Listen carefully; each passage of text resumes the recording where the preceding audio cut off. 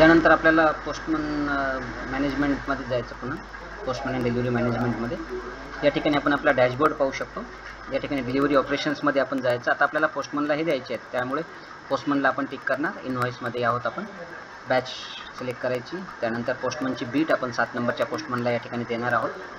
आणि या ठिकाणी आपण पाहू शकतो स्कॅन आर्टिकलचा ऑप्शन आहे. या ठिकाणी ते जे आर्टिकल आहेत जे त्यांना द्यायचे आहेत ते आपण स्कॅन करायचे आहेत.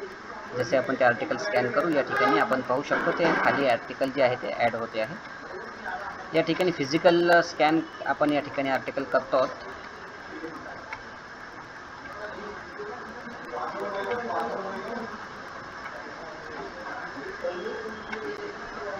आणि हे जे आर्टिकल आहे ते रिअल टाईममध्ये त्या पोस्टमनच्या ॲप्लिकेशन्समध्ये अपडेट होत आहेत. इकडे काउंटर पी जसा जसा ते आर्टिकल टाकेल तसं तसं त्यांच्या याच्यामध्ये त्यांचं जे IMA ॲप असेल त्या IMA ॲपमध्ये ते रिअल टाईममध्ये अपडेट होत आहेत. रजिस्टर, 5 स्पीड पोस्ट, 3 पार्सल्स, असे जवळपास 13 आर्टिकल आपण या ठिकाणी त्यांना इनव्हॉइस करतो आहोत.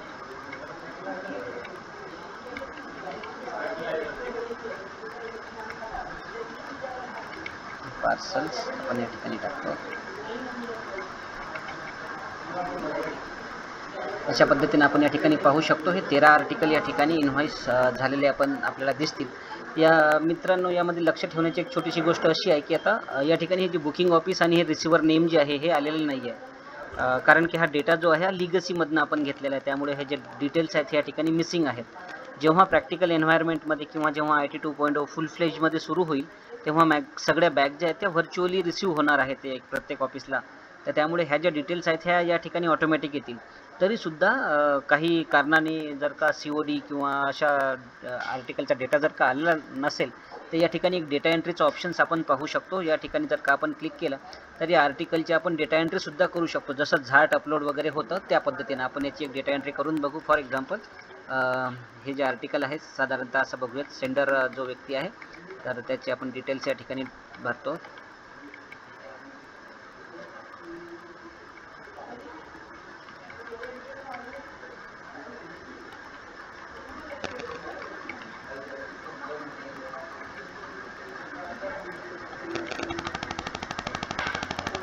डिटेल्स आपण केले की बाकीच्या ज्या डिटेल्स आहेत ते सगळे ऑटोमॅटिक येतील. रिसिव्हर नेम,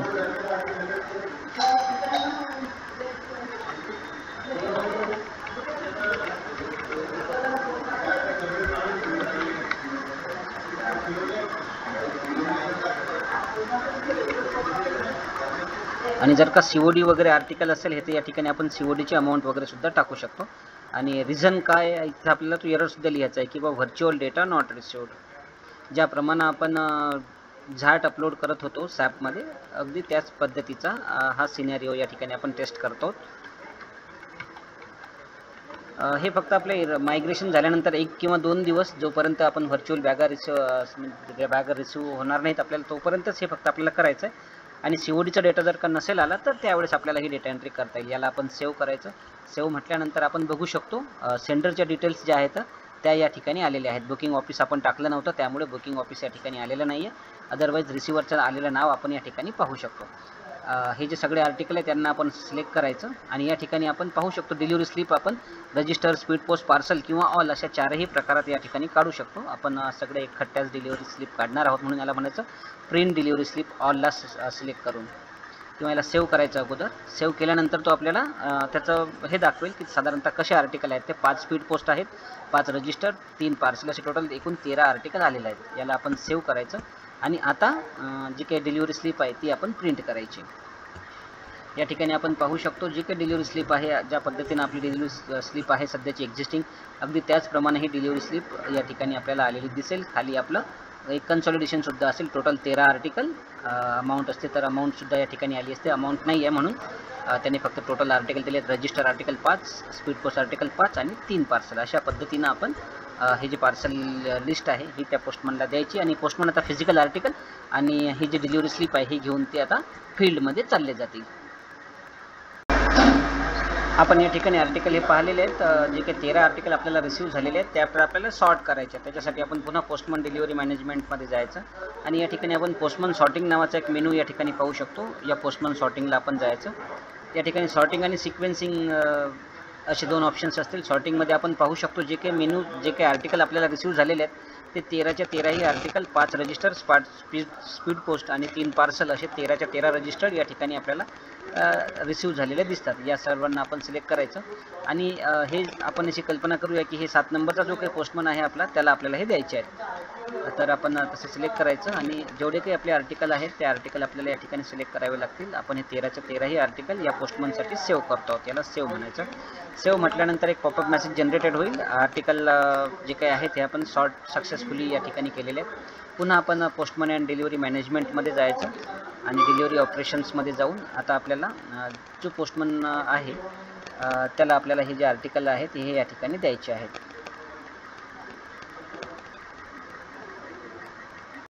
आता आपण पोस्टमनला ह्या ज्या मनी ऑर्डर्स आहेत ह्या मनी ऑर्डर देऊ. आपण आर्टिकल तर दिलेत. मनी ऑर्डरसाठी आपण पुन्हा पोस्टमन डिलिव्हरी मॅनेजमेंटमध्ये यायचं, EMO प्रिंट करायचं आणि इन्व्हॉइसिंगला आपण जायचं पोस्टमन डिलिव्हरी अँड मॅनेजमेंटमध्ये. या ठिकाणी आपण सिलेक्ट प्रॉडक्टला EMOला टिक करायचं आणि यानंतर बॅच बीट आपण सिलेक्ट करायची आणि या ठिकाणी आपला जो EMO नंबर आहे तो आपल्याला या ठिकाणी टाकावा लागेल. स्कॅनसुद्धा आपण तो करू शकणार आहोत. तर या नंबरची एक मनी ऑर्डर आहे की जी आपल्याला इन्व्हॉइसिंग झालेली आहे. त्यानंतर एक आणि मनी ऑर्डर आहे. तर ह्या 2 मनी ऑर्डर आपण 7 नंबरच्या पोस्टमनला या ठिकाणी देतो आहोत. याला आपण असं सिलेक्ट करायचं आणि हे सेव्ह करायचं. सेव्ह केल्यानंतर तो सांगेल 2 मनी ऑर्डर आणि 8,000 रुपये आपल्याला त्यांना द्यायचे आहेत. आपण त्याला सेव्ह करतो. सेव्ह केल्यानंतर आपल्याला त्याची डिलिव्हरी स्लिप या ठिकाणी प्रिंट करायला मिळेल. डिलिव्हरी स्लिप आपण पोस्टमनची या ठिकाणी प्रिंट करतो आहोत. जशी आपली ट्रेडिशनल डिलिव्हरी स्लिप आहे त्याच पद्धतीनं इथे नंबर ऑफ मनी ऑर्डर्स आणि अमाऊंट या ठिकाणी आपण डिस्प्ले झालेली दिसते.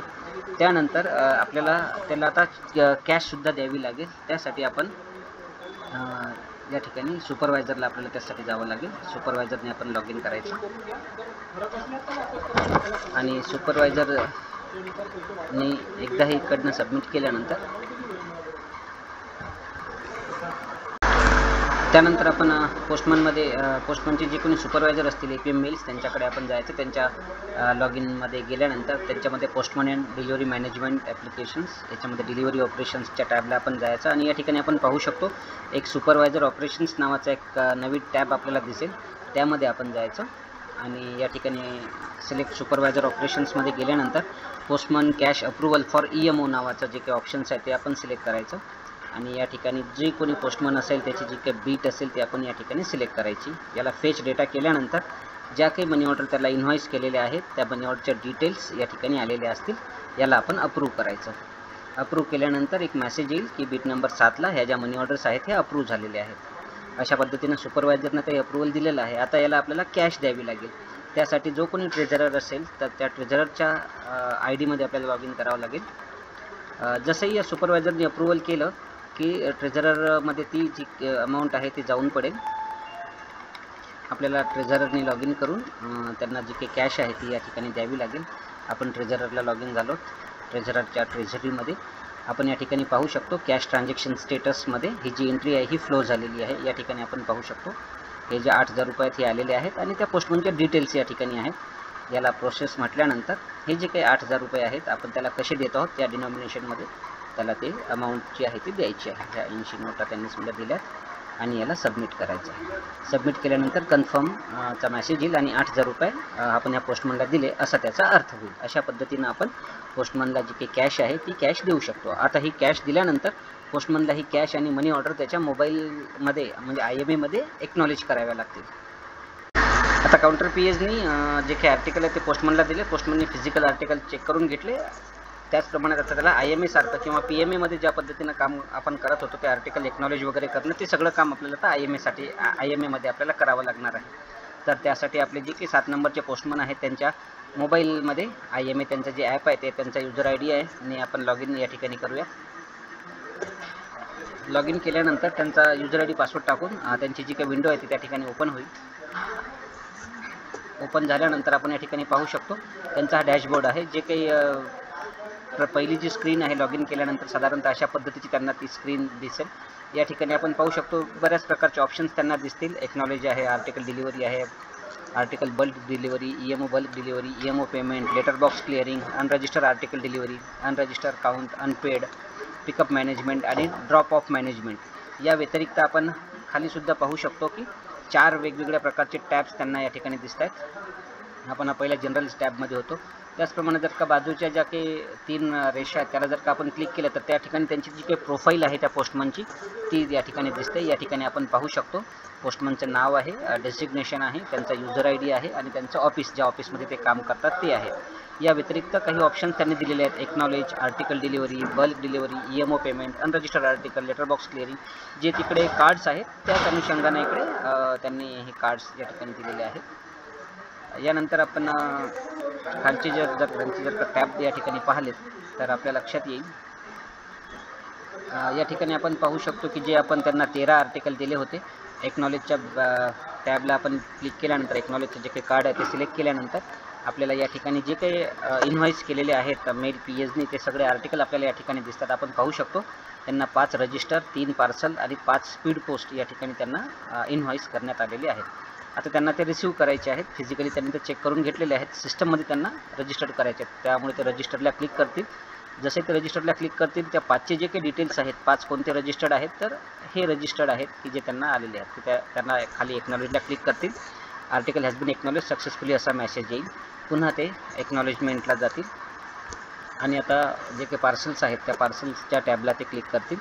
हे जे 3 पार्सल आहेत हे पार्सल त्यांना रिसीव्ह करायचे आहेत. हे पार्सल त्यांनी रिसीव्ह केलेले आहेत आणि सरते शेवटी आपल्याला पुन्हा एक्नॉलेजमेंटमध्ये जाऊन जे काही आपले स्पीड पोस्ट आहेत ते आपल्याला या ठिकाणी एक्नॉलेज करायचे आहेत.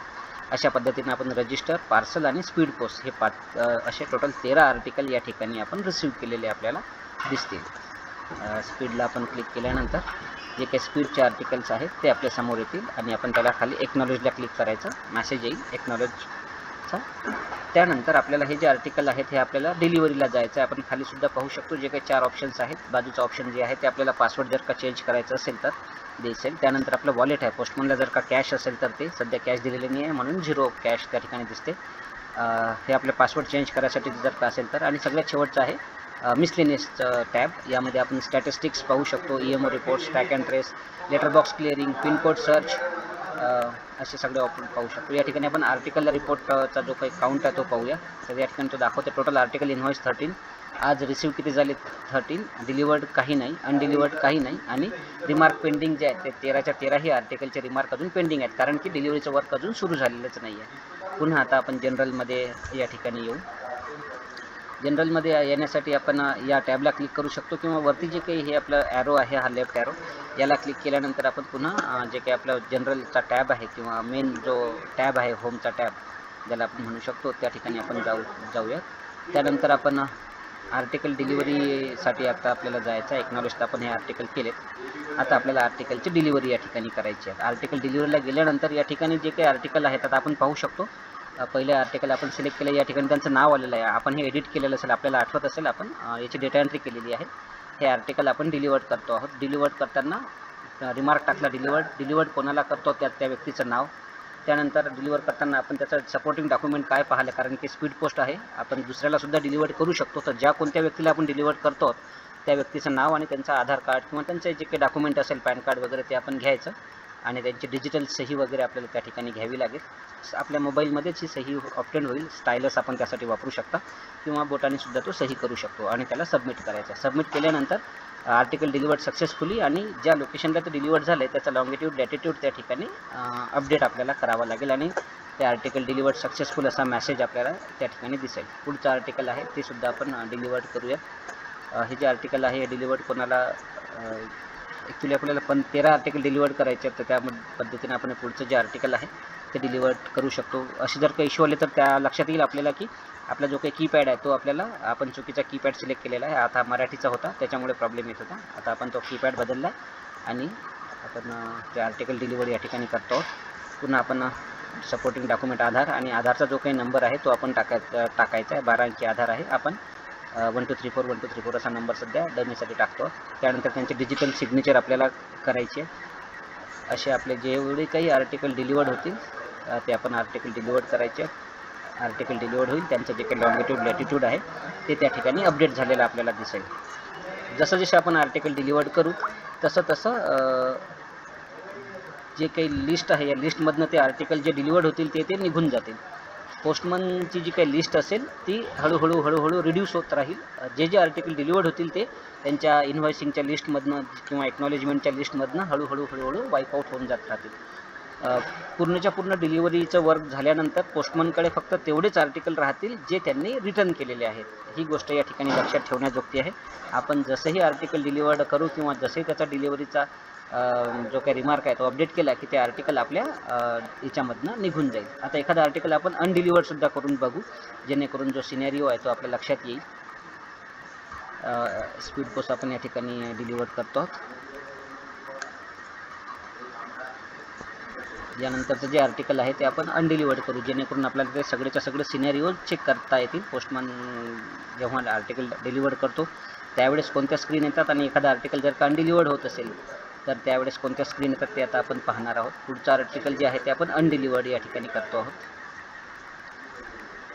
डिजिटल सिग्नेचरला आपल्याला तुमच्याकडनं ऑप्टेन करायची.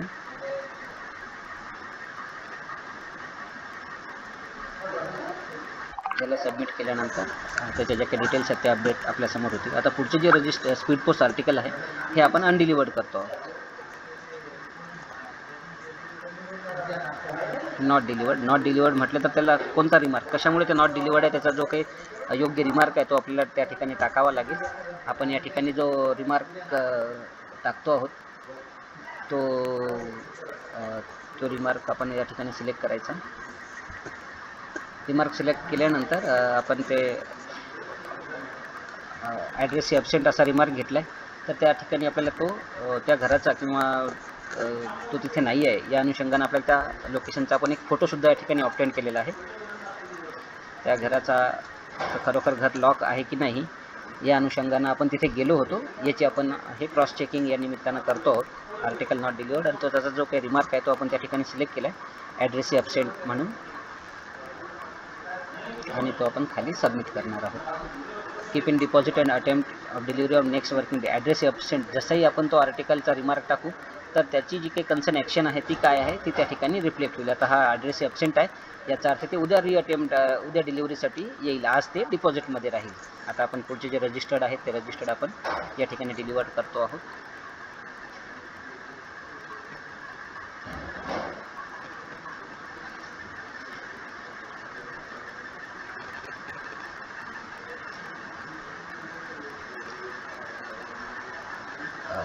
हे जे पुढचं आर्टिकल आहे हे आपण या निमित्तानं डिलिव्हर करू. रजिस्टर्ड आपण स्पीड पोस्ट पार्सल्स हे सगळेच्या सगळे जे आहेत ते आपण या ठिकाणी काही डिलिवर्ड होतील, काही अनडिलिवर्ड होतील.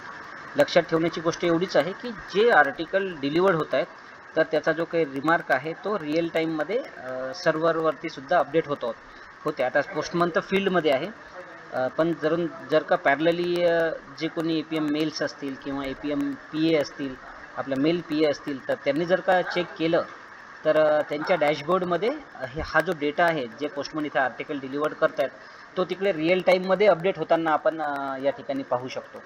जसं की आपण यांना 13 आर्टिकल दिलेले आहेत आणि आता जर का त्या PAनी किंवा मेल PAनी जर का चेक केलं या पोस्टमनचा स्टेटस काय आहे तर त्या ठिकाणी त्याला समजेल की या 13 पैकी इतके आर्टिकल डिलिवर्ड झालेले आहेत आणि इतके आर्टिकल अनडिलिवर्ड आहेत.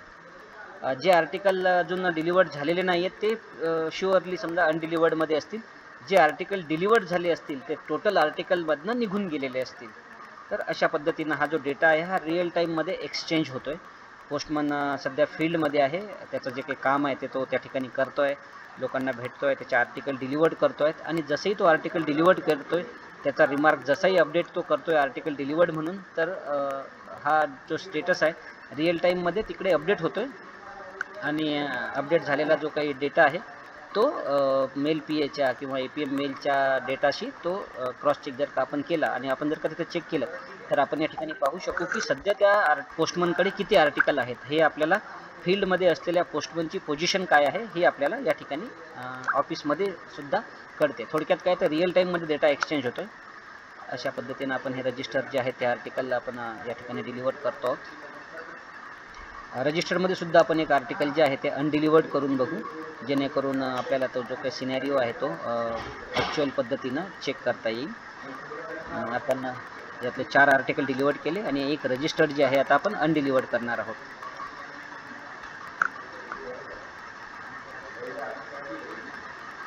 पुढचं रजिस्टर्ड आहे. तर हे जे आर्टिकल आहे आपण नॉट डिलिव्हर्ड या ठिकाणी करतो.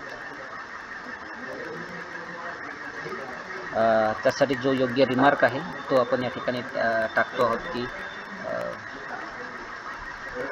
Address left without intimation. हा जो ॲड्रेस आहे आपण हा जो रिमार्क आहे टाकला त्यापुढे तो लेफ्ट त्यांनी हा जो परिसर आहे हा त्यांनी सोडून दिलेला आहे. तर सध्या तो नेमका कोणत्या परिसरावर राहते जर का त्याला आपल्याला माहिती पडलं तर आपण त्याचा जो काही सध्या ज्या ठिकाणी राहतो, जसं आता हे मलकापूरला राहायला गेलेलं आहे तसं आपण या ठिकाणी कन्सिडर केलेलं आहे आणि आपण मलकापूरचा पिनकोड त्या ठिकाणी टाकला आहे. Return to the sender on the same day. या जर का आपण ॲड्रेस लेफ्ट विदाउट इंटिमेशन हा जर का रिमार्क टाकला तर हे जे आर्टिकल आहे सेम डेला रिटर्न टू सेंडर या प्रवर्गामध्ये रिटर्न RTS होऊन जाईल, रिटर्न टू सेंडर होऊन जाईल आणि डिस्पॅचमध्ये येईल. आणि आपण जो पिनकोड टाकलेला आहे तर त्या कन्सर्न पिनकोडसाठी जसं आता मलकापूरला हे आर्टिकल जाणार असेल तर हे आपल्याला डिस्पॅचला येईल.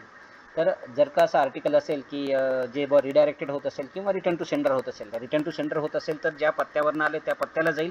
आणि हा जो ॲड्रेसही आहे आपल्याला इथनं सोडून गेला आहे आपल्याला इंटिमेट न करता, परंतु तो नेमका कुठं गेला आहे हे आपल्याला जर का कळालं तर आपण त्या पिनकोडला हा पिनकोड टाकून आपण पाठवतो. आपल्याला शेजारच्यांनी किंवा जे कोणी व्यक्ती आहेत त्यांनी सांगितलं की बाबा हे मलकापूरला राहतात तर आपण त्यांचा हा मलकापूरचा पिनकोड टाकून हे जे आर्टिकल आहे हे थोडक्यात रिडायरेक्टेड केल्यासारखं करतो.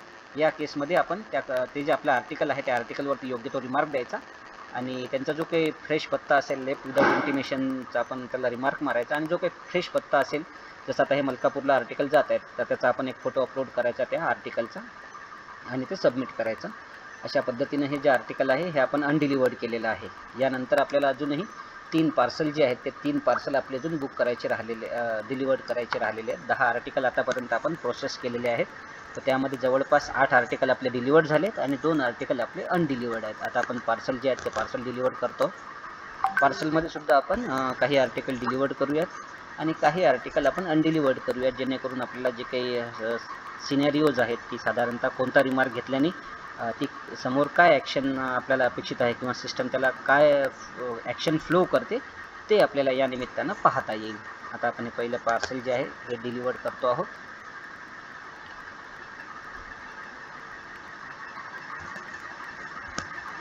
आणि त्यानंतर आणि एक पार्सल त्यांचं राहिलेलं आहे. सकाळी आपण जे की 13 आर्टिकल दिले होते त्यापैकी आता हे आपण 12वं आर्टिकल जे आहे ते या ठिकाणी प्रोसेस करतो आहोत. हे सुद्धा आर्टिकल आपण डिलिव्हर्डमध्ये बुक करतो आहोत. हे आर्टिकल डिलिव्हर्ड होते आणि शेवटचं आर्टिकल नॉट डिलिव्हर्डमध्ये आपण टाकले कारण की हा जो व्यक्ती आहे हा डिसीज झाला आहे, मरण पावलेला असं आपण ठरवूया. मरण जर का म्हटलं तर हे आर्टिकल रिटर्न टू सेंडर या ठिकाणी होईल. तर ज्या ठिकाणाहून आले त्या ठिकाणी आपल्याला हे परत पाठवायचं आहे. म्हणून आपण शंकरनगरवरनं हे आर्टिकल आलेलं आहे म्हणून आपण शंकरनगर किंवा नागपूरचा जो काही पिनकोड आहे तो आपण या ठिकाणी टाकतो. हा पिनकोड टाकल्यानंतर आपल्याला गेट म्हटलं की त्याचं जे ऑफिस आहे ते ऑफिस आपल्याला त्या ठिकाणी येईल. जो पिनकोड आहे तो पिनकोड आपण टाकला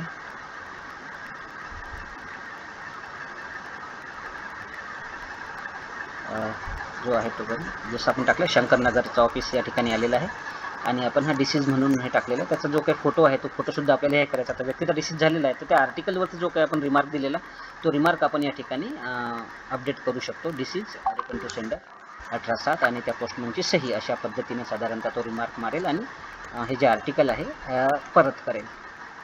अशा पद्धतीनं एक पार्सलसुद्धा आपण अनडिलिव्हर्ड केलं आहे. टोटल 13 मधले 10 आर्टिकल आपण डिलिव्हर्ड केले आणि 3 आर्टिकल जे आहेत आपले अनडिलिव्हर्ड पॅटर्नमध्ये पोस्टमनकडे आहेत. अशा पद्धतीनं आपण फील्डमध्ये पोस्टमनने हे सगळंच्या सगळं काम केलेलं आहे आणि त्याच्या IMA त्यांनी हे सगळंच्या सगळं काम अपडेट या ठिकाणी केलेलं आपण पाहू शकतो. एक शेवटचं आर्टिकल आहे ते आपल्याला डिलिव्हर्ड या ठिकाणी करावं लागेल पार्सलचं. अशा पद्धतीनं आपण 13 पैकी 10 आर्टिकल जे आहेत ते डिलिव्हर्ड केलेले आहेत आणि 3 आर्टिकल आपले रिटर्न आलेले आहेत.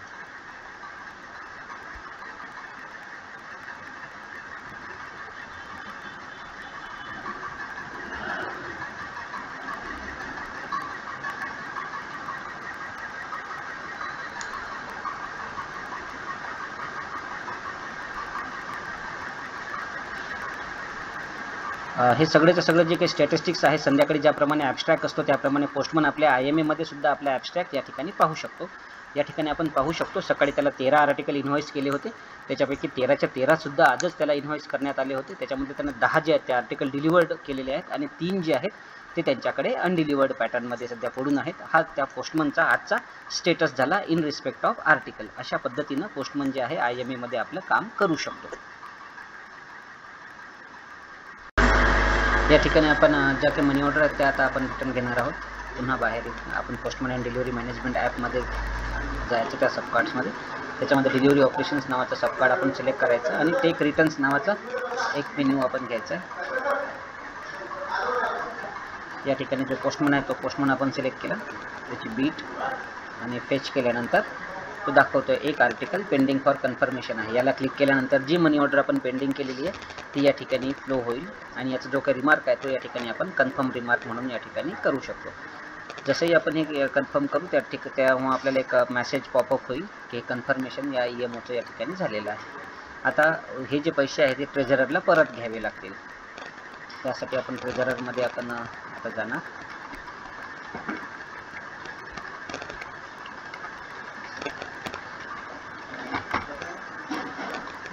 या ठिकाणी आपण ट्रेझररच्या ट्रेझरीमध्ये लॉग इन करून आपण पोस्टमनने जे रिटर्न्स केलेले आहेत तर ते रिटर्न्स ऑटोमॅटिक इकडे फ्लो झालेले असतील आपल्या ॲक्च्युअल एन्व्हायरमेंटमध्ये. तर त्यासाठी आपण आता पुन्हा जो आपला मेल पी असेल त्याच्या आयडीने लॉग इन करायचं, पोस्टमन अँड डिलिव्हरी मॅनेजमेंटमध्ये जायचं आणि डिलिव्हरी ऑपरेशन्समध्ये रिटर्न्स नावाचा जो काही टॅब आहे तो आपण सिलेक्ट करायचा. या ठिकाणी अकाउंटेबल आर्टिकल्स आपलं प्रॉडक्ट राहील. आपली जी काही बीट आहे ती आपण सिलेक्ट करायची. या ठिकाणी आपण फेच केल्यानंतर या ठिकाणी आपण पाहू शकतो 3 आर्टिकल आहेत की ज्यांचं पेंडिंग कन्फर्मेशनसाठी पेंडिंग आहेत. याला आपण टिक करायचं. तर ते कोणते आर्टिकल आहेत ते तो या ठिकाणी दाखवते. आपल्याला आठवत असेल आपण एक रजिस्टर, एक पार्सल आणि एक स्पीड पोस्ट या ठिकाणी पेंडिंगमध्ये ठेवलं होतं. रिटर्न आले होते समजा ते, त्याला टिक करायचं आपण आणि याचा जो काही रिमार्क आहे हा जर का कन्फर्म असेल तर आपण या ठिकाणी कन्फर्म करू शकणार आहोत. त्याला आपण कन्फर्म रिमार्क म्हणायचं. आर्टिकल रिमार्क कन्फर्म झाला.